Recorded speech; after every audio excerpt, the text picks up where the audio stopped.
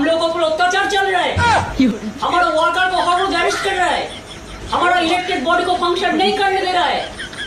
अगर आप सच से जीतता, हिम्मत से जीतता, तो आप इतना अत्याचार नहीं करते, आप इतना जुलूम नहीं करते, आप जनता के लिए काम करते।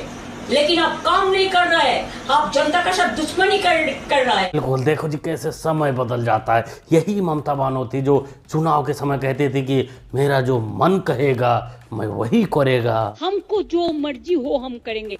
एक बात याद रखना, बीजेपी को मदद मत करो। बीजेपी को मदद करोगे तो हाथ में कटोरा और आंखों में आंसू होगा। ममता बानो एंड कंपनी के दोस्तों, पश्चिम बंगाल में जब से सरकार बनी है, शुभेंदु अधिकारी जब से सीएम बने हैं, लगातार बुलडोजर चल रहा है। यह है हावड़ा का बमबाज शमीम उर्फ बड़े। ये ममता बानो के समय बम बनाने का काम करता था, बम फोड़ने का काम करता था। आज बंगाल की पुलिस इस बमबाज को आधा नंगा करके परेड निकाल रही है। और एक वीडियो हावड़ा से भी आया है जहां आकाश सिंह जो टीएमसी का नेता है, एक बहुत बड़ा गुंडा माना जाता था, ममता के राज में डीआईजी रैंक के अधिकारी उसको सलाम करते थे। और आज सत्ता बदली तो वही पुलिस है, वही बंगाल पुलिस है, वही गुंडा है, अंडरवियर में परेड करवा रही है। वैसे सरकार असम में भी बनी है और पेड़ा स्पेशलिस्ट हेमंता दादा भी परेड करवाने में पीछे नहीं हट रहे, वो तो दूसरे तरीके से करा रहे हैं।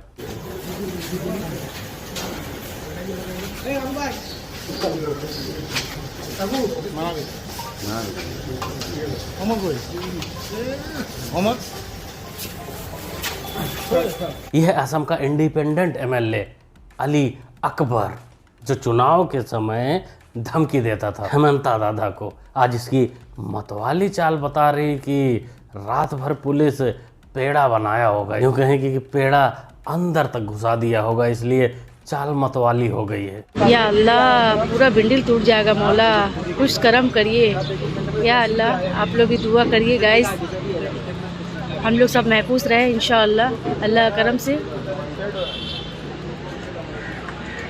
सब बुलडोजर से आज टूटा गया, अभी काम चल रहा है गाइस। वहाँ पुलिस है इसीलिए आगे नहीं बढ़ सकते हैं, नहीं तो लाठीचार्ज भी फालतू का हो जाएगा। अलमा जी को यहाँ भरपूर जानकारी है कि अगर आगे बढ़ी, पुलिस के ऊपर पत्थर फेंकी तो गड़बड़ हो जाएगा, मुसीबत बढ़ जाएगी। दोस्तों, पश्चिम बंगाल में तोपसिया और तेल झाला इलाके में हजारों बिल्डिंगों पर सरकार का नोटिस चिपक गया है कि उसको तोड़ना है, क्योंकि वो सारी बिल्डिंगें इलीगल है। उन लोगों को परमिशन G2 G3 का था, मतलब ग्राउंड फ्लोर से 3 फ्लोर तक बनाने का, लेकिन वो लोग सरकार के मिली भगत से 10-10 फ्लोर के बना दिए, 15-15 फ्लोर के बना दिए और बिल्डिंगें बेच दी। शुभेंदु अधिकारी ये अगर चाहे तो जितना भी इलीगल बिल्डिंग जो बन चुका है उसको लीगलाइज कर दीजिए, लाखों लोगों को सड़क पर आने से रोक दीजिए, गरीबों का आह मत लीजिए, गरीबों को मत रुलाइए। अभी कुर्बानी का टाइम है, कुर्बानी में लोग खुशी नहीं मना रहे हैं, आज खून का आंसू रो रहा है।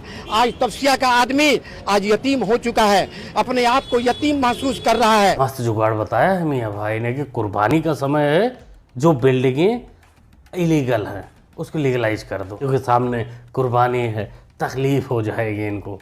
मियाँ टूटेगा, फूटेगा, बिल्डिंगें हटेंगी। तुम जो कह रहे हो कि लोग सड़क पर आ जाएंगे, सपना मत देखिए ऐसा कुछ, क्योंकि शुभेंदु दादा बाबा जी का आशीर्वाद लेके शुरू किए हैं। जैसे बाबा पूरा खानदान ही खोद देते हैं, वैसे वो भी खोद देंगे, फिर गड़बड़ और हो जाएगी। ममता दीदी को अजगर की तरह गिल गया ये बीजेपी। दीदी आज वही काट रही है जिसमें इन लोगों को बोने का मौका दिया। सबसे ज्यादा दुख आज दीदी के मुद्दों को लेकर के राहुल गांधी को है, पप्पू यादव को है, सोनिया गांधी जी को है, प्रियंका गांधी जी। गांधी के चमचे, दुख सिर्फ उनको नहीं, दुख सिर्फ तुमको ही नहीं, पूरे करप्ट जमात को है। बस तुम नाम सिर्फ गांधी का ले रहे हो, तुम्हारी मजबूरी है, समझ सकते हैं। तकलीफ सबसे ज़्यादा तो अखिलेश भैया को हुई है, वो तो कन्फ्यूजिया गए हैं, कह रहे हैं कि 27 में अगर हम नहीं जीते तो राजनीति से संन्यास ले लेंगे, मतलब मैदान पहले ही छोड़कर भागने का प्लान कर रहे हैं। वैसे भी गठबंधन यूपी में बनता नहीं दिख रहा, क्योंकि पप्पू जी संतुष्ट नहीं है उनसे।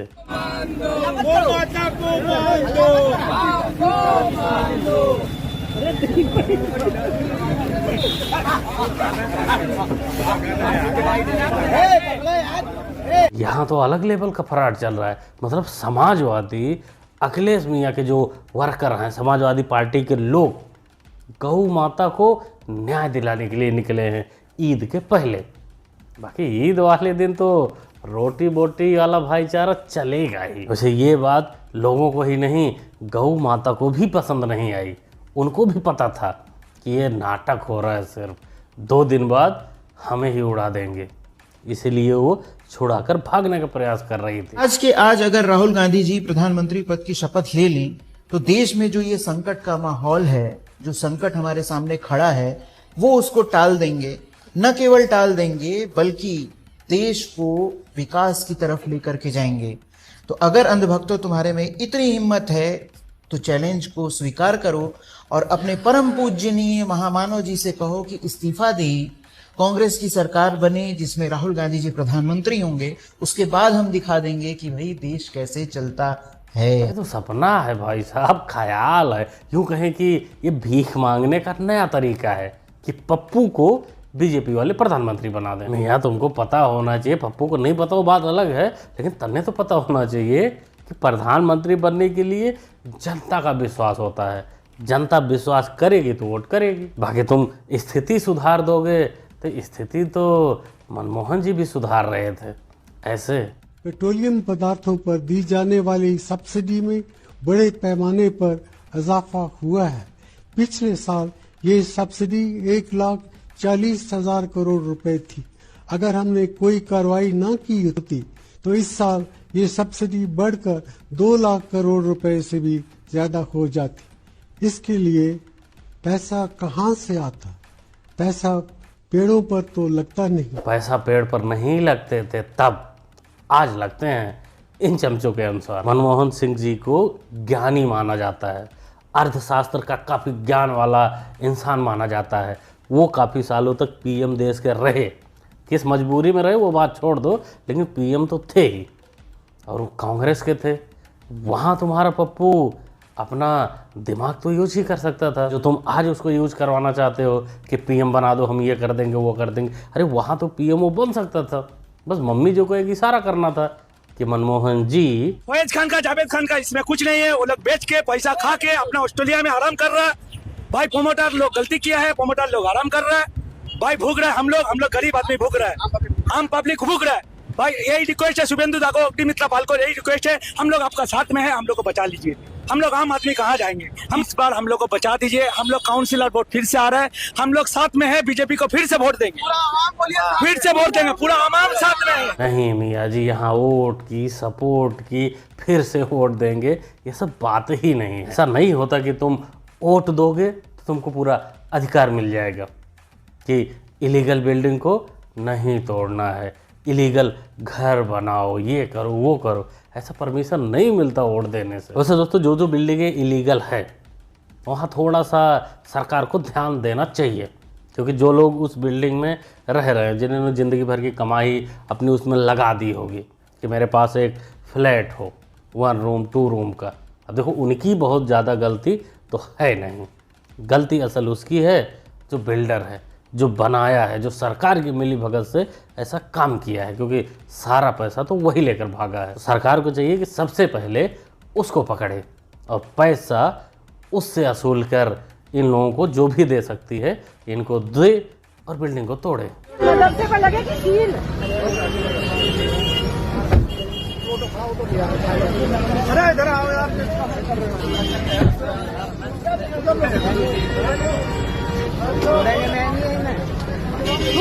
नहीं जा तू, अगर ये छोड़ देगा तो सस्पेंड करवा दूंगी।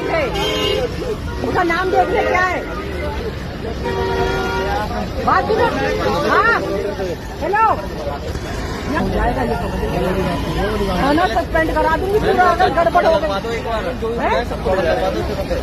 मैं अभी कमिश्नर से बात कर रही हूँ, पुलिस कमिश्नर। जो महिला कार में बैठी हैं और पुलिस थाना को सस्पेंड कराने की बात कर रही हैं, ये पहली नज़र में आपको लगेगा कि नहीं नहीं ये एटीट्यूड गलत है, लेकिन जब इसके पीछे आप जाएंगे, इस कहानी, इस न्यूज के पीछे जाएंगे, तो आप सन्न रह जाएंगे, आपके होश उड़ जाएंगे। पहले आप ये वीडियो देखिए। भाई गाय का ये बोल रहा है मैम, गाय बोल रहा है ना, अभी करवा गाय का मांस है, गाय का आ गई गाय का बात। है तो गाय का बोल मांस कहाँ से लाए हो? मदरसे से। मदरसे से? कौन से मदरसे से? कौन से मदरसे से? चेहरा तो आने दो, चेहरा तो आने दो। ये मदरसे में गाय काट रहे हैं? हाँ भाई ठीक है, हो गया काम इनका। आ जाए पुलिस आ जाए। पहले तो उसे उठवाऊंगी जो गाय काट रहे हैं। नहीं काटेगा गाय काट रहे हैं बेटा, अपने राज में काटेगा, योगी राज में गाय काट कर भिंडन में फेंकेगा। आज ना उठवाए तो बात रही, आ जाए। यहाँ साइकिल से 2 बच्चे आते हैं जिनके पास एक बोरी है जिसमें गौ मांस है। ये खुद बच्चे कबूल भी कर रहे हैं। ये दोनों बच्चे आए थे हिंडन नदी में फेंकने के लिए, लेकिन वहाँ से गुजरती हैं गाजियाबाद की मेयर सुनीता दयाल, जो इन लोगों को पकड़ लेती हैं और भीड़ लग जाती है। फिर एंट्री होती है, मतलब पुलिस को बुलाया जाता है। लेकिन जो पुलिस की कार्रवाई, नज़रिया दिख रहा था, ढीलापन दिख रहा था, उसी पर यह थी गुस्सा। कैसा यहाँ लग रहा है कि यहाँ मामला रफा दफा करने की कोशिश पुलिस कर रही है, इसलिए गुस्सा होती हैं कि तुमको सस्पेंड करवा देंगे, थाना सस्पेंड करवा देंगे अगर कार्रवाई नहीं हुई तो। वैसे ये दोनों जो बच्चे पकड़े गए हैं, ये तो सिर्फ एक मोहरा हैं, एक कार्यकर्ता समझ लो। असली मालिक तो मदरसे वाला है। ये बच्चे जिस मदरसे में पढ़ते थे, इनको वहाँ से ऑर्डर मिला था, वहाँ से ये दिया गया था कि जाके हिंडन नदी में फेंको। फिलहाल पुलिस ने मदरसे के लोगों को पकड़ लिया है। अब आगे देखो कार्रवाई क्या होती है, क्योंकि शहर के जो मेयर हैं वो खुद संतुष्ट नहीं हैं पुलिस की कार्रवाई से, ढीलेपन से, उनके रवैया से। देखो आगे क्या होता। जो भी होगा, अगर अपडेट आता है तो मैं आपको ज़रूर दिखाऊंगा कि कितने लोग शामिल थे इसमें जो नदी को गंदा करने की कोशिश कर रहे थे। तो सबसे बड़ी बात कि गऊ मांस से जो भी होगा मैं आपको दिखाऊंगा, बताऊंगा। इस वीडियो के बारे में आप लोग क्या सोचते हैं, क्या कहना चाहते हैं, पश्चिम बंगाल एक्शन पर क्या सोचते हैं? अपना ओपिनियन कमेंट बॉक्स में जरूर शेयर करिएगा। मुन्ना भाई को सपोर्ट करने के लिए आप सब कर सकते हैं चैनल को सब्सक्राइब, क्योंकि सब्सक्राइब करना होता है बिल्कुल फ्री। मिलते हैं अगले वीडियो में। Thanks for watching.